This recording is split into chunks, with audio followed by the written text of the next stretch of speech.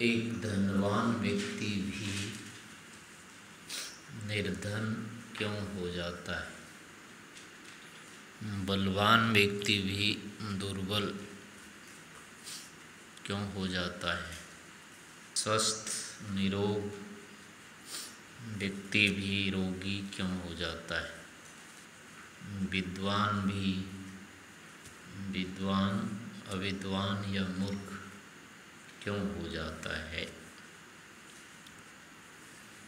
एक बार जब हो गया विद्वान, मूर्ख कैसे हो जाता है?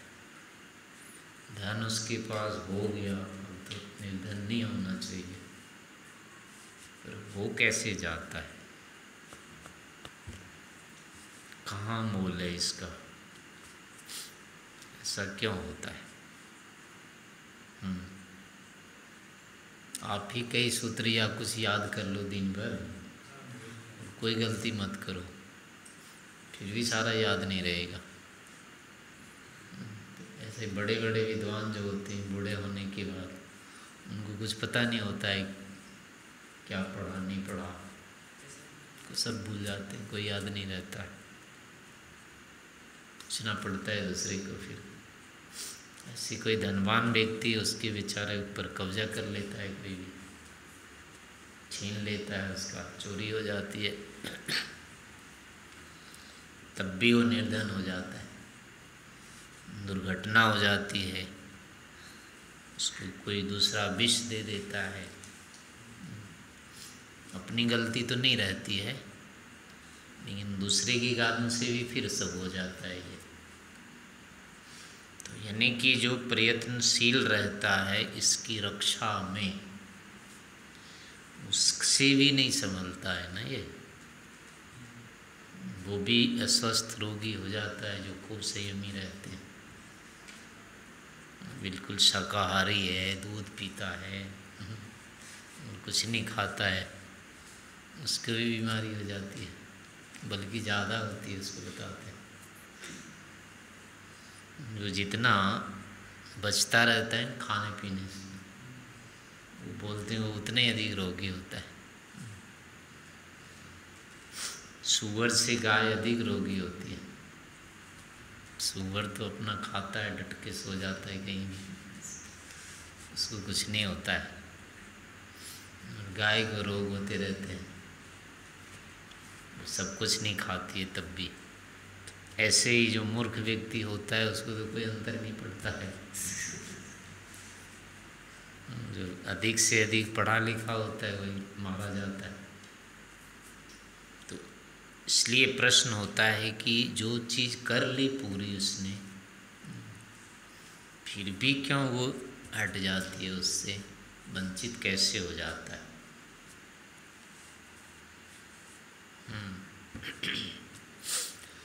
तो इसका उत्तर ये है कि संयोगाश्च वियोगांता, जो भी जुड़ा है वो अलग होगा। उत्पन्नम विनश्यति, जो उत्पन्न हुआ है वो नष्ट होगा, जो जुड़ा है वो अलग होगा। स्वभावस्य अनपायित्वात्, जो स्वभाव होता है वो तो अलग नहीं होता है कभी। जो स्वभाव नहीं है, नैमित्तिक है, वो पृथक होगा, किसी न किसी कारण से होगा वो। तो अविद्या भी हट जाती है, विद्या भी हट जाती है।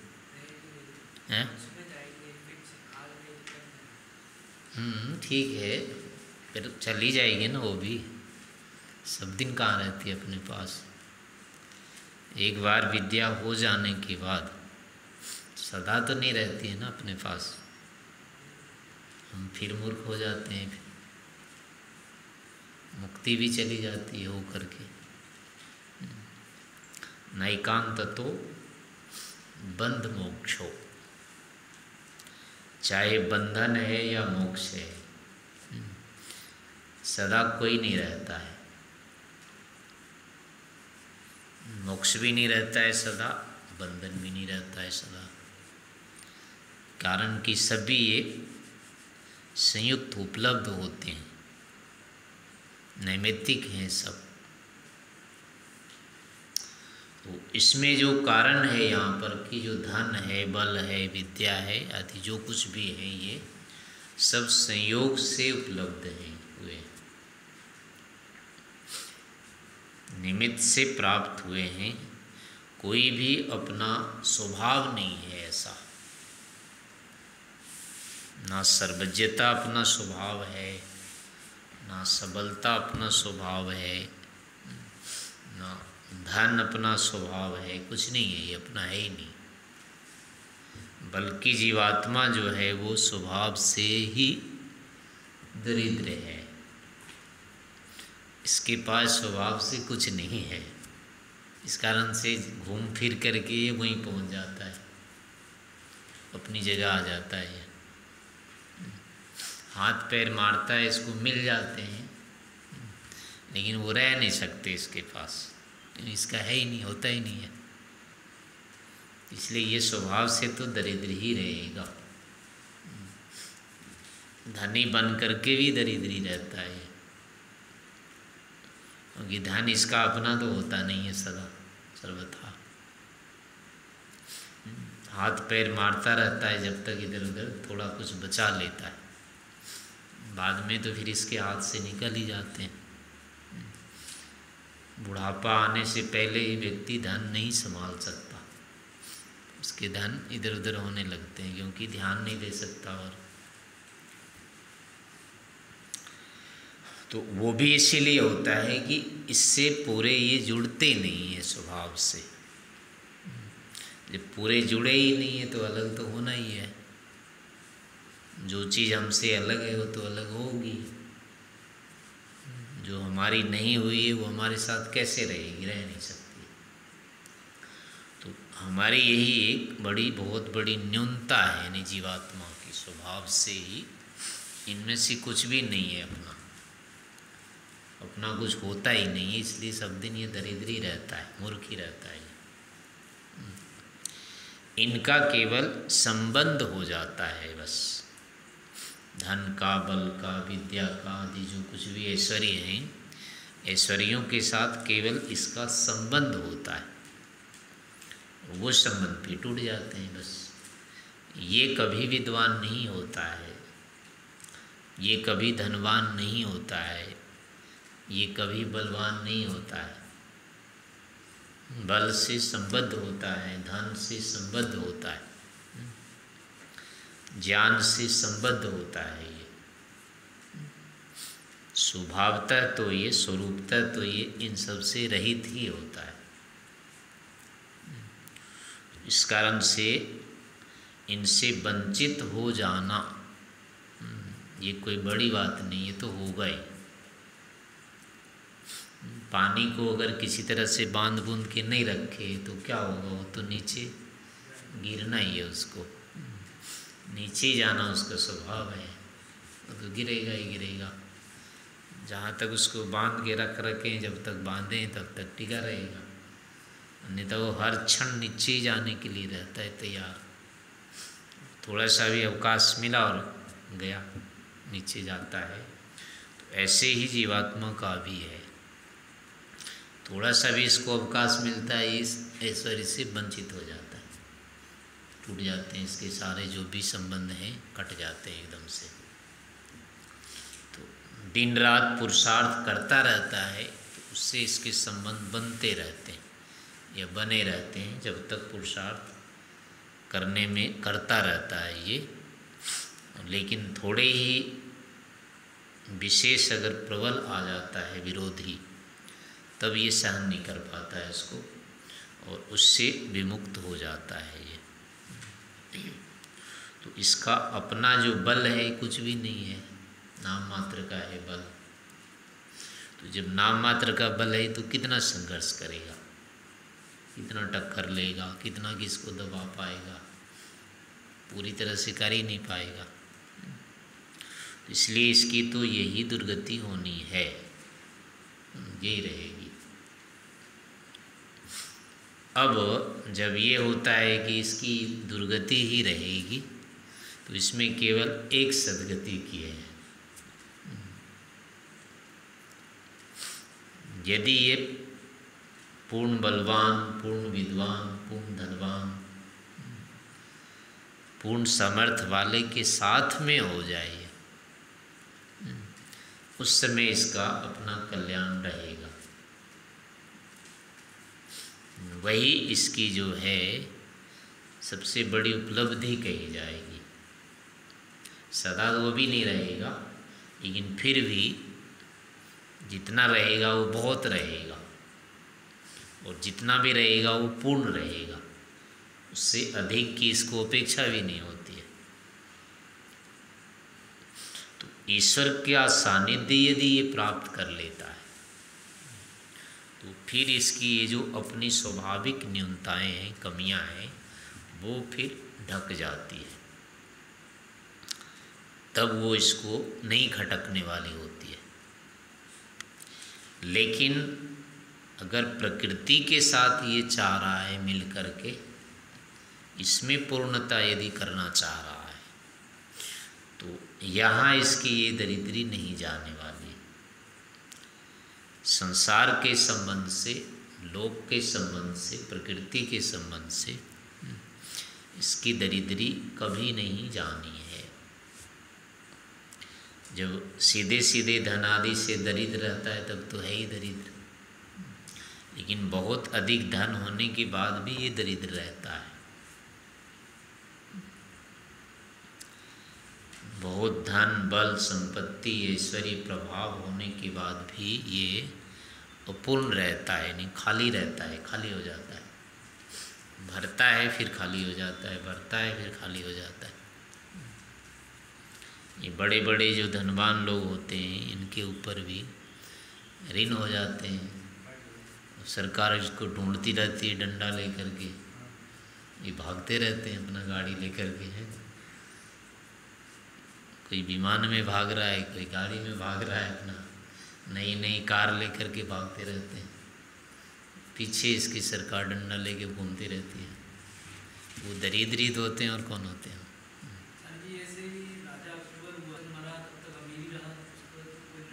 वो अकबर को बुला के लाते तो बता सकते थे। उसको एक दिन भी चैन नहीं होती थी राणा प्रताप का नाम सुनकर। एक दिन भी शांति से नहीं सोया है उसने, और पूरे जीवन भर रहा है वो उसके कारण से संतप्त। हाँ वही तो, मतलब राणा प्रताप से वो इतना था आतंकित कि कभी उसको शांति नहीं हुई है। बाकी दूसरे भी अलग अलग रहे हैं, जैसे औरंगजेब रहा, वो शिवाजी से रहा, और भी हर किसी के पीछे कोई न कोई लगा ही रहा, कोई भी नहीं बैठा है शांति से। और आरंभ के काल तो उसके बेचारे के वैसे ही थे, तो वैसे ही अपने मामा के अधीन था। उसको मार पीट करके तो आगे आया फिर धोखे से। अगर धोखा नहीं देता तो उसके मामा ही बनने नहीं देता उसको। चंगेज खां था, कौन था, उसको मार के हुआ है ना फिर राजा, वैसे ही धोखा दे करके हुआ हो। तो वो सोच नहीं रहा था ना, अगर सोचता तो थोड़े उसको शांति होती। और जितना लिखा है ना, ये तो दूसरे लेखकों ने लिख रखा है, ऐसी स्थिति नहीं थी। यानी पूरे भारत पर उसका हुआ ही नहीं साम्राज्य, एक कोना उसका पूरा खाली रहा है। तो अब आपकी चादर अगर पैर पर जाए, सिर पर नहीं जाए, सिर पर डालो तो पैर खाली हो जाए, तो वो क्या स्थिति रहती है? तो वो तो उस कम्बल वाली स्थिति थी उसकी। पैर ढकता था तो सिर बाहर, सिर ढकता था तो पैर बाहर रहता था। तो ऐसे में कहाँ से शांति होगी इसको? तो ये राजा लोग भी कभी शांत नहीं होते हैं। अभी के जो मंत्री बनते हैं, इनको अब जैसे ही 5 साल होता है बेचारे की नींद उड़ जाती है। बीच बीच में भी रहता है, पता नहीं कभी क्या हो जाए। दिन रात बेचैन रहते हैं, ये शांति से नहीं रहते। तो दूसरे को लगता है कि बहुत अधिक होंगे सुखी, पर जो उसके पास जाता है ना तब पता लगता है कि कितने सुखी हैं, कितने शांत हैं ये। तो ऐसा होता नहीं है। किसी भी धनवान व्यक्ति के पास आप थोड़ी देर बैठ के देखो, जब अपनी खोल देगा तब पता लगेगा कितना ये शांत है, सुखी है। अभी इसका आता है ना अंबानी का, वो बोलता है कि मैं गहने बेच बेच के ऋण चुका रहा हूँ, मेरे पास कुछ नहीं है अब। अनिल अंबानी या मुकेश अंबानी का आता है, हैं? लेकिन फिर भी बोलता तो यही है कि हमारे पास अब कुछ नहीं है, ऋण ले रहा, इतना अधिक ऋण चढ़ा हुआ है कि वकील का फीस चुकाने लायक पैसा नहीं हमारे पास। तो वो बड़ी अमीरी है, उसकी दरिद्री है ना। दरिद्री भी तो छोटी बड़ी होगी ना। छोटे के पास छोटी दरिद्री और बड़े के पास बड़ी दरिद्री होगी। बड़े बड़े भी कई लोग होते हैं ना जो आत्महत्या करते हैं कि नहीं करते? तो भूखे करते हैं क्या? भूख से तड़प के तो करते नहीं है।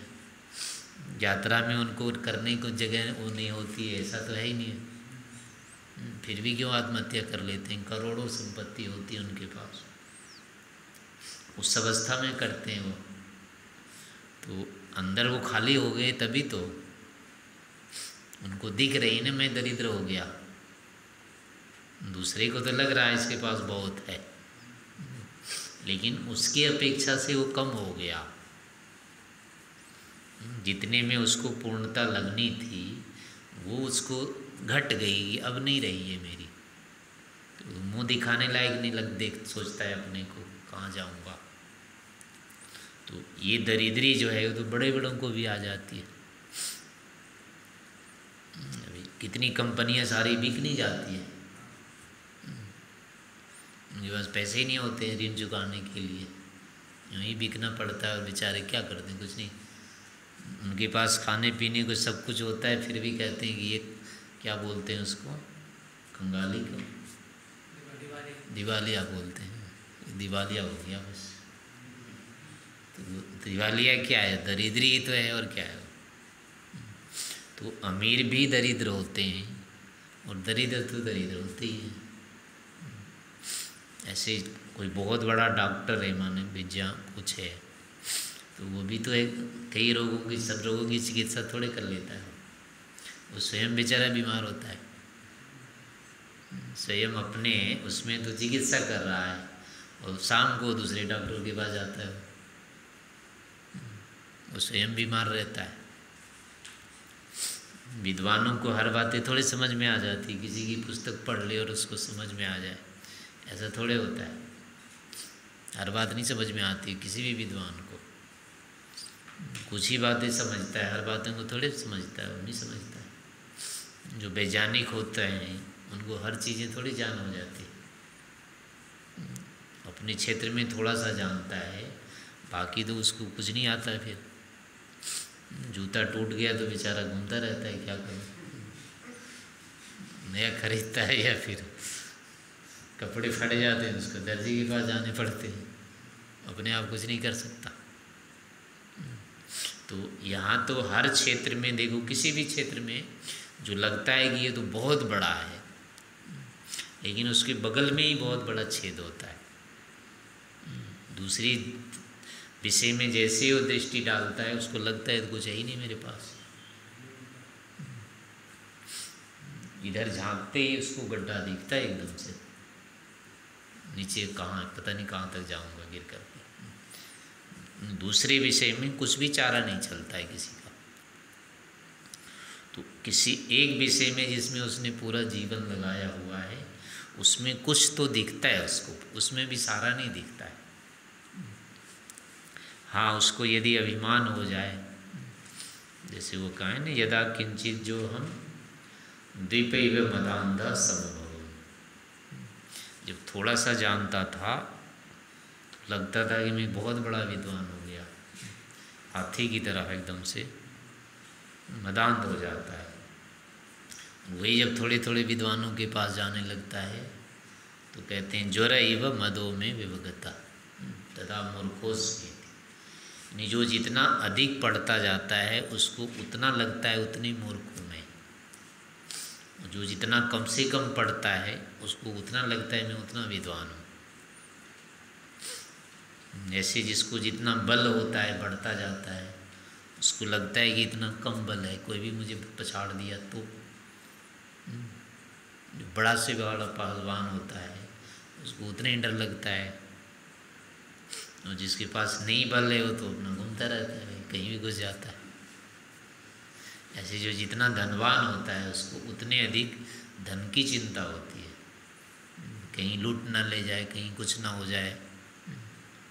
वो एक एक पाई को दांत से पकड़ के रखता है तब उसकी संपत्ति बची रहती है। उसको हर समय लगता है कि कहीं कम हो जाएगा। जो बीच वाले होते हैं इनको अपना कुछ नहीं होता है, चलो। जिसके पास कुछ है ही नहीं वो सोचता है हमारा क्या जाना है, उसके पास कुछ होता ही नहीं, वैसे ही नहीं होता है। तो स्वभावतः यानी ऐसा जो होता है इसीलिए होता है कि इसके अपने स्वरूप में नहीं है कुछ, बाहर से आया हुआ होता है सारा, दूसरों से लिया हुआ होता है, संयोग से या संबंध से इसके पास चीज़ें रहती है, इसके स्वरूप में नहीं रहती है। इसीलिए क्या होता है कभी भी इसको उससे पृथकता दिख जाती है। बाह्य साधनों का संग्रह होने पर मन में क्या होता है, अंतर आता है। यानी कि कुछ जब ऐश्वर्य आते हैं तो सत्व प्रकट हो जाता है चित्त में, ज्ञान आता है, बल आता है, धन आता है, जो भी चीज़ें आती है उससे क्या होता है मन में थोड़ा सा सत्गुण उभरता है, उसके कारण से फिर उसको शांति सी होती, सुख उत्पन्न होता है वो। तो ये भी क्या है, आत्मा के मन में एक प्रकार से ये गुणों का संग्रह होता है, प्रकृति का ही है, संबंध हो जाता है, नहीं सत्व उभर के आ जाते हैं, उससे इसको सुख होने लगता है। और वही थोड़ी सी इधर उधर हुई, अफरा तफरी हुई, अव्यवस्था हुई, तो वो जो सत्व इसके सामने आया था फिर हट जाता है चित्त से, फिर रजस आ जाता है या तमस आ जाता है, फिर इसके सामने वही अंधकार हो जाता है। इसलिए कभी कभी लगता है ना कि भर गया बस, अब क्या कमी है। वो वस्तुतः केवल सत्व उभर जाता है वहाँ चित्त में, उस सत्व के उभरने से इसको लगता है मैं भर गया, बाद में थोड़ी देर में लगता है खाली हो गया। वो सत्व हट जाता है, रजस आ जाता है तो फिर विचलन सी हो जाती है, वो भी हट जाता है तो अपना शांत हो जाता है, कुछ सोचता ही नहीं। तमोगुण आ जाता है फिर कुछ नहीं पता लगता है क्या है नहीं है, अपना बढ़ जाता है। तो ऐसे अंदर भी जो अनुभूति हो रही है कि मैं भर गया, पूरा हो गया, आनंद आ गया, सब कुछ आ गया, तो वो भी वस्तुतः चित्त के कारण से होता है।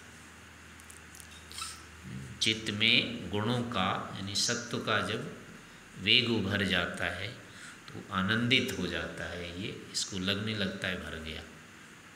और वही रजस अगर उसको दबा लेता है तो फिर वो लगता है ये तो खाली हो गया।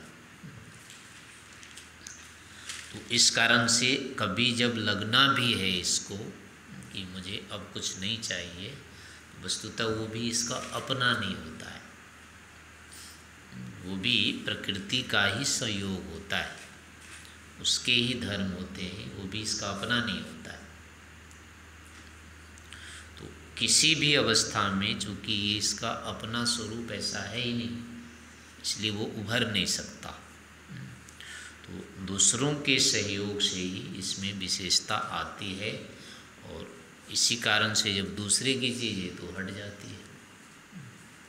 तो इसलिए दरिद्री इसकी स्वाभाविक है, और ये स्वाभाविक होते हुए अगर प्रकृति के सानिध्य में रह करके ये चाहता है कि मैं पूर्ण हो जाऊं, तो ये नहीं होगा, क्योंकि ये तो आते जाते रहेंगे, ये कभी पूरे होंगे नहीं। प्रकृति के सानिध्य से इसको पूर्ण तृप्ति नहीं हो सकती है, नहीं होती है, क्योंकि प्रकृति में ही नहीं है वो धर्म। इसके अपने पास तो है ही नहीं, लेकिन प्रकृति में भी नहीं है, इसलिए कितना भी ये मिल जाता है इसको, तो कितना मिलने के बाद भी इसको लगता है कम है। ये आत्मा को तृप्त करने का धर्म या सामर्थ्य प्रकृति में है ही नहीं, इसके सत्व में भी नहीं है, इसलिए कभी लगेगा ही नहीं कि मैं बस अब आगे कुछ नहीं चाहिए। कितना हो जाने के बाद भी इसको लगेगा और चाहिए और चाहिए और चाहिए। तो ऐसी स्थिति में अब ये फिर निष्कर्ष आता है कि प्रकृति के ऊपर तो हम आश्रित हो ही नहीं सकते, इस पर निर्भर होना ठीक है ही नहीं, लेकिन अपने पास भी कुछ नहीं है, तो ऐसी स्थिति में हमें चाहिए तो आलम्बन, सहयोग चाहिए, सहायता चाहिए। तो अब ये है कि ये चीज़ें ईश्वर में है। यदि हम ईश्वर के प्रति पूर्ण समर्पित हो जाते हैं तो हमारी यही सारी कामनाएं या जो भी कमियां हैं वो दूर हो जाती हैं। वहाँ फिर हमको वही तृप्ति, आनंद या जो कुछ कहें सब हो जाता है। स्वभाव वहाँ भी हमारा नहीं होता है, वहाँ भी है निमित्तिक, लेकिन अपेक्षा से वहाँ हमारी तृप्ति या पूर्णता हो जाती है। तो इस कारण से अगर हम ईश्वर का भी सानिध्य स्वीकार नहीं करना चाहते हैं तो ये भी हमारा अहंकार होगा। अपने अहंकार के कारण से हम ईश्वर के भी अधीन नहीं होना चाहते, और प्रकृति का सानिध्य चाहते हैं, वो भी एक मूर्खता ही है। इसकी सानिध्य भी हम भी मूर्खता के कारण ही चाहते हैं, और ईश्वर से नहीं जुड़ना वो भी मूर्खता, यानी अहंकार विशेष से नहीं चाहेंगे। लेकिन बुद्धिमत्ता ये होगी कि अपनी जब स्थिति है ही ऐसी, तो किसी न किसी के अधीन तो रहना ही होगा। तो जब अधीन में रहना ही है तो जो उत्तम है उसके अधीन रहे, जो दुष्ट है उसकी अधीनता क्यों स्वीकार करें। जो असमर्थ है पहले से उसके पास हम क्यों जाएं। जो समर्थ है, जब जाना ही है तो समर्थ के पास जाना चाहिए, और समर्थ के पास यदि जाता है कोई असमर्थ तो उसमें फिर कोई दोष नहीं है। असमर्थ के पास जाता है तो दोष है। अब एक भिखमंगा दूसरे भिखमंगे के पास कटोरी फैलाए तो उसका क्या होगा। वो तो कहेगा भाई पहले से तुम्हारे जैसा हूँ, मैं क्या दूँ। उसको क्या देगा, वो कुछ मिलेगा ही नहीं उससे। जिसके पास है कुछ तो दे देगा, 10 नहीं देगा, 5 नहीं देगा, 1 रुपया तो दे ही देगा, वो कुछ तो मिल ही जाएगा उससे। और जो उससे भी गया गुजरा या बराबर है वो क्या देगा। तो ये स्थिति यहाँ पर भी है कि अपनी स्वाभाविक स्थिति ये है कि हम ऐश्वर्य रहित हैं, पर इसकी पूर्ति के लिए हम प्रकृति का आश्रय स्वीकार न करें, अपितु हमें ईश्वर का आश्रय स्वीकार करना चाहिए। इसी में यही हमारा कल्याण है, इसी में पूर्णता है, यही निर्दोष स्थिति है। इसलिए हमें हर समय ईश्वर से जुड़ने का प्रयास करते रहना चाहिए और प्रकृति से हटने का प्रयास करते रहना चाहिए।